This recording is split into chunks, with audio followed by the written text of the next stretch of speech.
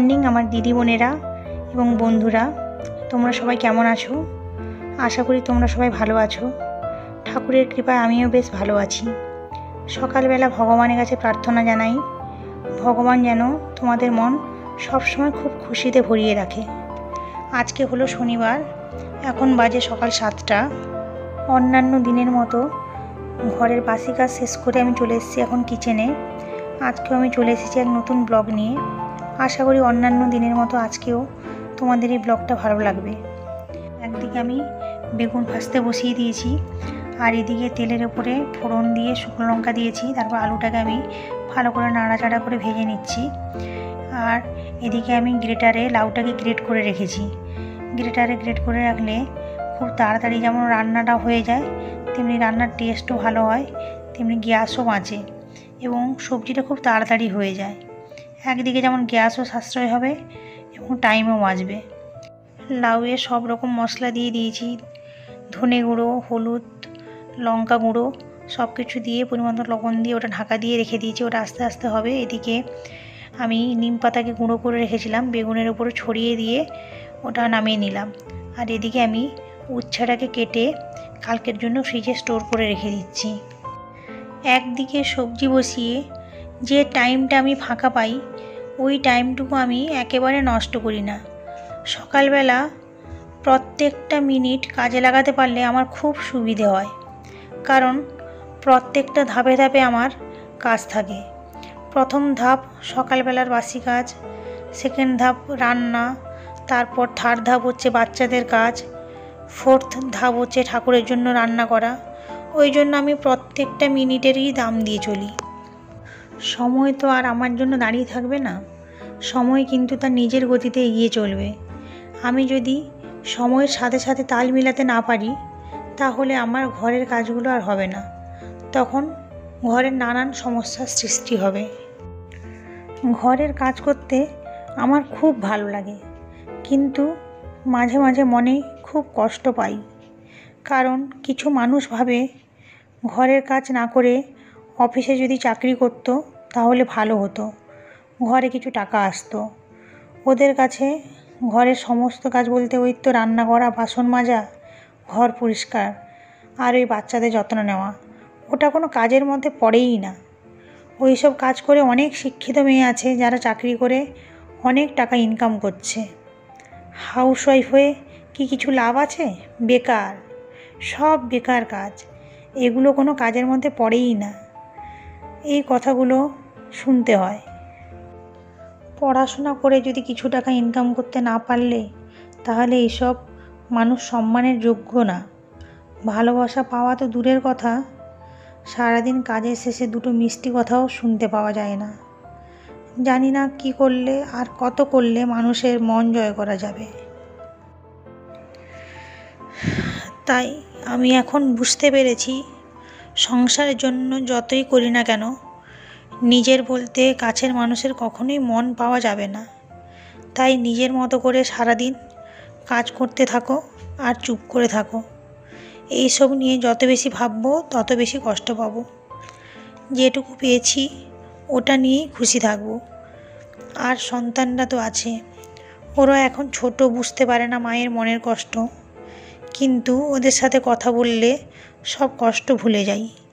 এছাড়া আমার ছোট্ট গোপাল ঠাকুর তো আছে, যিনি পারেন আমার সব মনের কষ্ট পড়তে। একদিন না একদিন এই মনের কষ্ট দূর হবে। তাই যতটা সম্ভব চুপ থেকে যত বেশি কাজের মধ্যে নিজেকে ইনভলভ রাখা যায় ওটাই ভালো। তাহলে কষ্টদায়ক কথাগুলো আর মনে পড়বে না, মনে আসবেও না। যাই হোক, তোমাদের সাথে কথা বলতে বলতে আমার ওদিকে লাউয়ের সবজি হয়ে গেছে আর বেগুন ভাজাও হয়ে গেছে। ঝিঙে আর আলু কাটা আছে। ঝিঙেটা আমি আগের দিন রাতে কেটে রেখেছি, আলুটা আজকে কেটেছি। আলুটা সাথে সাথে কেটে নিই, আগের দিন কেটে রাখি না। আলু কেটে কিছুক্ষণ জলে ভিজিয়ে রাখার পর জল ঝরিয়ে যদি ফ্রিজে রাখা হয়, তাহলে আলুতে কোনো রকম দাগ হয় না। কিন্তু আমার পছন্দ আলুটা সাথে সাথে কেটে তরকারিতে দেওয়া। এখন যেহেতু অনলাইন ক্লাস চলছে বাচ্চাদের, তাই এখন আমার বাচ্চাদের কাজটা থার্ড ধাপে আছে, কিন্তু যখন স্কুল খুলবে তখন এই কাজটা আমার ফার্স্ট স্টেপে চলে আসবে। একদিকে বালিশগুলো গুছিয়ে মেয়েকে ঘুম থেকে তুলে ফার্স্টে জল খাইয়ে দিলাম। খালি পেটে ফার্স্টে জল খেলে শরীরটা খুব ভালো থাকে, শরীরের টক্সিনগুলো সব বেরিয়ে যায়। তারপর আমি হেয়ারটা হালকা করে কম করে নিচ্ছি, কারণ হেয়ারটা খুবই জড়িয়ে আছে। স্নান করে আসার পর ভালো করে কম করে নেব ও হেয়ারটা তখন বেঁধে দেব। তাই এখন হালকা করে কম করে ক্লিপ লাগিয়ে দিলাম। এবার ওকে ব্রাশ করিয়ে চলে যাব আমি কিচেনে। ধৈর্য সহকারে এই ব্লগটা তোমরা যারা এতক্ষণ দেখছো, তোমাদের যদি এই ব্লগটা একটুকু ভালো লেগে থাকে বা যদি অল্পটুকুও হেল্প পাও এই ব্লগটা থেকে, তাহলে একটি লাইক দিয়ে আমার পাশে থেকে যেও। আর যদি আমার পরিবারের অংশ হয়ে থেকে যেতে চাও তাহলে প্লিজ সাবস্ক্রাইব করে দিও। আমার গলার স্বরটা খুব বসানো, অনেকের বুঝতেও অসুবিধা হয় জানি। আগে আমার গলার আওয়াজ এরকম ছিল না। এরকম হওয়ার পেছনে অনেক কারণ আছে। একবার আমার খুব জ্বর হয়েছিল, তখন আমার গলায় ইনফেকশন হয়ে যায়। ওই সময় আমার ভোকাল কর্ডে নডিউলস ধরা পড়ে। আমার গলার আওয়াজ একবারেই বেরোচ্ছিল না। যখনই কথা বলতাম কোনো আওয়াজ শোনা যেত না। আমার খুব কষ্ট হতো কথা বলতে। তো যখন ডক্টরের কাছে যাই, ডক্টর দেখে বলে যে ভয়েস রেস্টে থাকতে হবে 15 ডেজ এবং আমাকে অনেক অ্যান্টিবায়োটিক দেয়। তারপর বলে যদি এই অবস্থায় না কমে ওষুধ খাওয়ার পরেও, তখন আমাকে অপারেশন করাতে হবে। তো যাই হোক, ওই সময় 15 ডেজ একটু সাবধানে ছিলাম, কিন্তু ঘরে বাচ্চা থাকলে কথা বলতেই হয়। আর আমার মেয়ের পিছনে প্রচণ্ড জোরে জোরে চেঁচাতে হতো। ও কোনো কথা শুনতো না, খুব দুষ্টুমি করতো ছোটোবেলায়। তো তারপর ভয়েস রেস্টে থাকার পর যাই হোক অপারেশনটা করাতে হয়নি, কিন্তু এখনও মাঝে মাঝে ওই প্রবলেমটা বেরোয়। মাম্মা আস্তে আস্তে করে আমার লাগছে। আস্তে আস্তে করছি বাবু।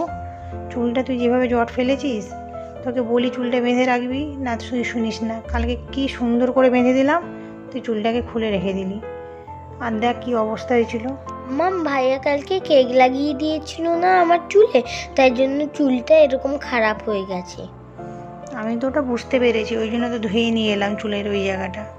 তুমি তো জানোই আমার সঙ্গে ভাইয়া অনেক মারপিট করে, ওই জন্য হয়েছে। আলু ঝিঙ্গাটা আমার সেদ্ধ হয়ে গেছে, এবার পোস্ত দিয়ে দিলাম। তো এবার কিছুক্ষণ নাড়াচাড়া করে জলটা একটু শুকিয়ে গেলে তারপর আমি নামিয়ে নেব। আর এদিকে আমি মাছটা ভাজতে বসিয়েছি। এই যে পমফ্রেট মাছটা ভাজছি বাচ্চাদের জন্য। বাচ্চারা পমফ্রেট মাছ খেতে খুব ভালোবাসে, ওই জন্য ওদের জন্য পমফ্রেট মাছ করছি, আর আমরা ওই মাছটা আমরা খাবো।